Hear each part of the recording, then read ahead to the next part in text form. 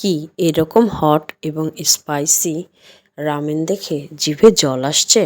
তো চলুন জিভে জলটা কমিয়ে আনা যাক এবং চটজলদি বানিয়ে নেওয়া যাক এরকম একটি মজাদার রামেন। চাইলে অতিথি আপ্যায়নে এই ডিশটি সহজেই আপনারা পরিবেশন করতে পারবেন এবং বাচ্চাদের দিলে বাচ্চারা অনায়াসেই খেয়ে নেবে। তো চলুন রেসিপিটি দেখে নেওয়া যাক। রেসিপিটি তৈরির জন্য এখানে আমি মিস্টার নুডলসের রামেনটি ব্যবহার করেছি।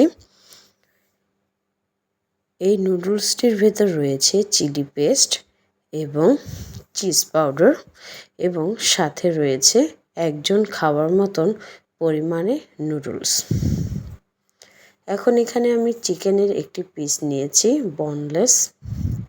অবশ্যই চেষ্টা করবেন এরকম বোনলেস চিকেনের পিসগুলো ব্যবহার করার জন্য। তারপর সামান্য পরিমাণে লবণ এবং গোলমরিচ দিয়ে ভালো করে চিকেনটাকে কোট করে নেব এবং চিকেনটা ভালো করে কোট হয়ে গেলে কিছু সময়ের জন্য রেস্টে রেখে দেব। অপরদিকে আমি একটি পাত্রে পানি গরম করে নিয়েছিলাম এবং সেটার ভেতরে এখন রামেনের ভেতর থাকা নুডলসটি ঢেলে দেব। এখন সময় নিয়ে নুডলসটিকে সেদ্ধ করে নিয়েছি। তারপর প্যানে সামান্য পরিমাণে তেল দিয়ে দিলাম। তারপর একটি ডিম তার ভিতর ছেড়ে দিলাম। তারপর দিয়ে দিলাম সামান্য পরিমাণে গোলমরিচের গুঁড়ো। গোলমরিচের গুঁড়োটা এখানে অপশনাল, চাইলে না দিলেও চলবে। তারপর দিয়ে দিলাম সামান্য পরিমাণে লবণ। লবণ দেওয়া হয়ে গেলে তারপর এখানে একটু স্বাদের ভিন্নতা আনার জন্য অ্যাড করে দিলাম তিল। এখানে আমি সাদা তিলটি ব্যবহার করেছি। তারপর একটু সময় নিয়ে ডিমটাকে উল্টে পাল্টে ভেজে নেব। ডিমটি ভাজা হয়ে গেলে সে একই কড়াইতে দিয়ে দিলাম সামান্য পরিমাণে তেল। তারপর যে চিকেনটাকে আমরা আগে থাকতে গোলমরিচ এবং লবণ দিয়ে ম্যারিনেট করে রেখেছিলাম সেই চিকেনটাকে এখানে উল্টে পাল্টে ভালো করে ভেজে নেব। তো চিকেনটা একটু সময় নিয়ে ধিমি আঁচে ভেজে নেবেন, এতে করে চিকেন স্টিকটা পুরো পারফেক্ট হবে।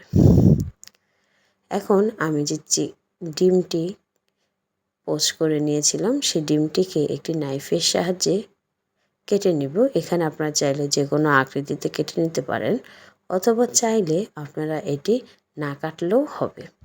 তা আমি একটা সৌন্দর্য বৃদ্ধির জন্য মূলত ডিমটাকে কেটে নিয়েছি। তারপর চিকেন স্টিকটিও ভালো করে ছুরির সাহায্যে কেটে নিচ্ছি।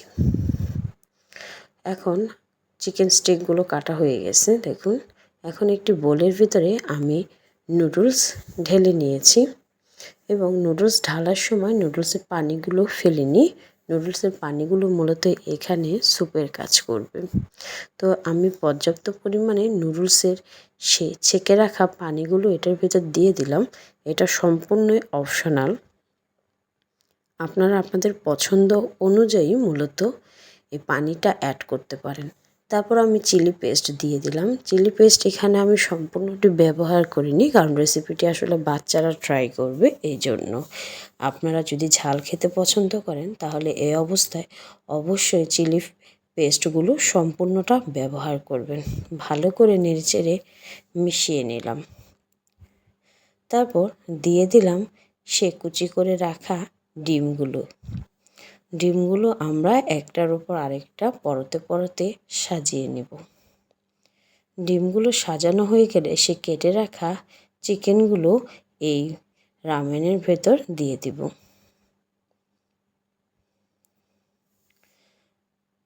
তারপর আমাদের রামেনের প্যাকেটের ভেতরে যে চিজের গুঁড়াটা ছিল সেটা কেটে নিলাম এবং কেটে ওপর দিয়ে ছড়িয়ে দিলাম। এটা আসলে অনেকটাই স্বাদ বৃদ্ধি করবে এবং রামেনটার টেক্সচারটা অনেকটাই ক্রিমি হবে।